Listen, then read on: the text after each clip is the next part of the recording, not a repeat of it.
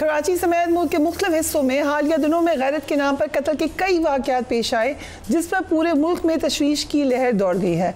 अगर इन वाक़यात पर नज़र डाली जाए तो एक वाक़या बलूचिस्तान में पेश आया, जिसकी वीडियो भी मंजर आम पर आई। इसी तरह एक वाक़या रावलपिंडी के मरकज़ी इलाके में पेश आया, जिससे ये वाज़ेह इशारा मिला कि इस तरह के वाक़यात मुल्क के दूर रफ्तार इलाकों के अलावा अहम शहरों में भी बढ़े हैं।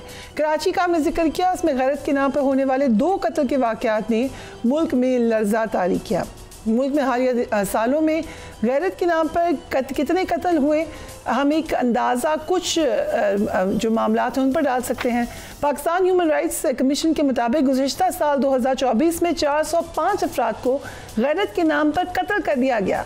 ह्यूमन राइट्स के मुताबिक गैरत के नाम पर कत्ल के वाक़यात की तादाद 1000 से ज़ायद है, लेकिन वाक़यात रिपोर्ट नहीं होते। 2024 में सिंध में गैरत के नाम पर ख़वातीन के तशद्दुद के 134 वाक़यात रिपोर्ट हुए। पंजाब पुलिस के जो आदाद शुमार है उनके मुताबिक 2011 से 2023 के दरमियान पंजाब में गैरत के नाम पर 3480 अफराद कत्ल हुए। बलूचिस्तान में 4 जून को बानो और एहसानुल्लाह को गैरत के नाम पर गोलियां मारकर कत्ल किया गया, जिसकी वीडियो जुलाई के आखिरी हफ्ते में सामने आई। रावलपिंडी में 21 साला सिद्रा को अपनी मर्जी से शादी करने पर कत्ल किया गया। कत्ल का हुक्म देने वाले जिरगा सरबराह इस्मतुल्लाह ने खुद सिद्रा का जनाजा पढ़ाया। उसके बाद भी बेतहाशा आपको डिटेल्स नजर आएंगी हमारी स्क्रीन पर इन वाक़यात की। सवाल यह है कि इन वाक़यात के होने के बाद सज़ा क्या मिलती है। बाबर सलीम हमारे सीनियर रिपोर्टर हमें ज्वाइन करे हैं कराची से। Thank you so much for joining us Babar Saleem साहब। कराची में अगर आगाज़ कर लें, गुज़िश्ता दिनों में 2 वाक़यात सामने आए। गुजरांवाले से ताल्लुक़ रखने वाले साजिद और सना का कत्ल था। इसमें मरकज़ी मुलजिम सना का भाई है जिसने इतराफ़ जुर्म भी कर लिया। दूसरा साजिद का दोस्त था एहतशाम, वो लापता था। क्या डेवलपमेंट हुई है इस केस में? बहुत ज़्यादा डेवलपमेंट नहीं है। वैसे सच्ची बात है फरिया साहिबा, ये एक ऐसी स्टोरी है जिसको जितना आप इसकी डेप्थ में जाते हैं, जितना इस स्टोरी पर आप काम करते हैं, उतना ज़्यादा सिर्फ दिल नहीं रूह को भी तकलीफ़ होती है। ये दोनों सना और साजिद कराची आए हैं, उसके बाद ये मुख्तलिफ़ मकामात पर रहते रहे हैं। भिट आइलैंड है, वहाँ पर जाके इन्होंने निकाह किया है। लड़का जो है वो क्रिश्चियन था, लड़की मुस्लिम थी, लेकिन लड़के ने इस्लाम कबूल किया।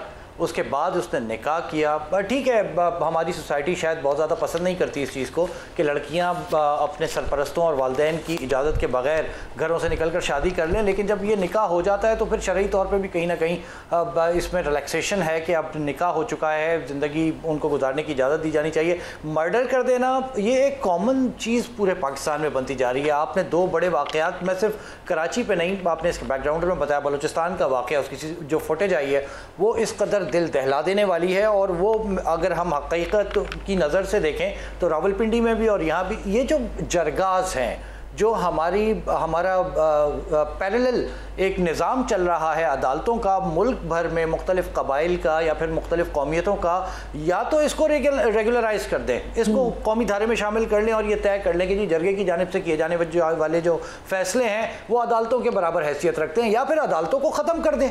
क्योंकि अदालतों में जाने के बाद जो सबसे बड़ा प्रॉब्लम आता है वो केस का प्रोलॉन्ग्ड हो जाना आता है। बस सब्जेक्ट से रिलेटेड नहीं है, लेकिन समझने के लिए ये बात बहुत ज़रूरी है कि वो कराची में जो सीनियर लॉयर का मर्डर हुआ ख्वाजा शमसुल इस्लाम का, उसके कातिल ने क्या बात की? उसने कहा जी मुझे अदालतों से इंसाफ नहीं मिल पा रहा था, मुझे पुलिस सपोर्ट नहीं कर रही थी। ये पाकिस्तान का सबसे बड़ा मसला जो है वो निज़ाम जो इंसाफ है और उसमें आने वाली पेचीदगियाँ हैं, जिसकी वजह से उमूमी तौर पर लोग जो हैं वो जरगा कर लेते हैं और उन जरगों के फैसलों को अपना लेते हैं।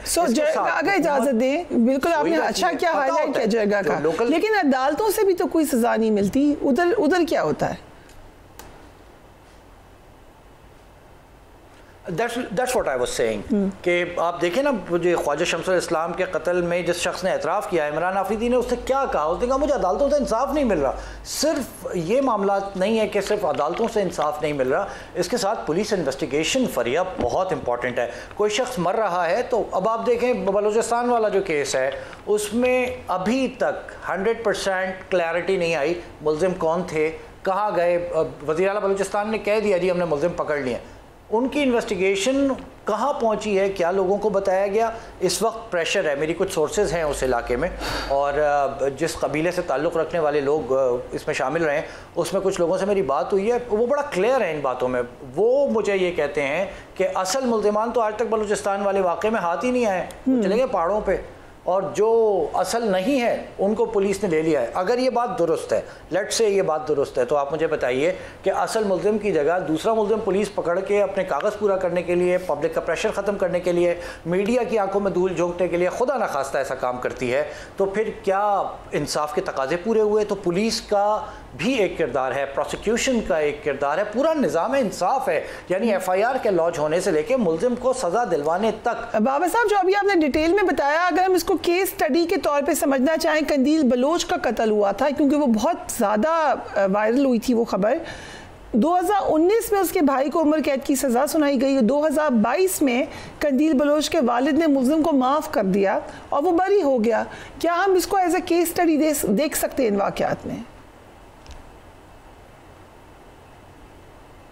हमें वाक़तन कंदील बलोच के मामले को एज ए केस स्टडी लेना चाहिए। इसमें ना सिर्फ फैमिली के जो किरदार होता है मकतूल की, उसको आप सामने रखें, उसके साथ जो माशी रवैया है, जो सोशल प्रेशर है उनके ऊपर, उसको हमें मद्देनज़र रखना पड़ेगा। फिर किस तरीके से उसकी इन्वेस्टिगेशन हुई, उन तमाम पहलुओं को जब हम मद्देनज़र रखेंगे तो यकीनी तौर पर ये एक अच्छा केस हो सकता है, जिसको ना सिर्फ स्टडी किया जाए बल्कि इसकी बुनियाद पर कवानीन में तरामीम भी की जा सकती हैं। ये पॉसिबल है, लेकिन ये सब पॉसिबल कब होगा फरिया? हमें बेसिकली इसकी रूट्स तक जाना चाहिए ना। हमें बहुत बहुत ज़्यादा काम करने की ज़रूरत है। मिन हैसल कौम, मतलब बतौर एक कौमियत के नहीं, एक पाकिस्तानी होने की हैसियत से हर शख्स को आगे आना पड़ेगा, काम करना पड़ेगा। इसके साथ फिर जो दीन का इसमें पहलू आ जाता है कि जी मज़हब क्या बता रहा है, उसको भी थोड़ा फॉलो करना पड़ेगा। उसके बाद जाके कई चीज़ें सामने आएंगी, वरना ये जो अदम बर्दाश्त का कल्चर बढ़ता जा रहा है और गैरत के नाम पर आम होता जा रहा है, जब तक कवानीन में तरमीम नहीं होंगी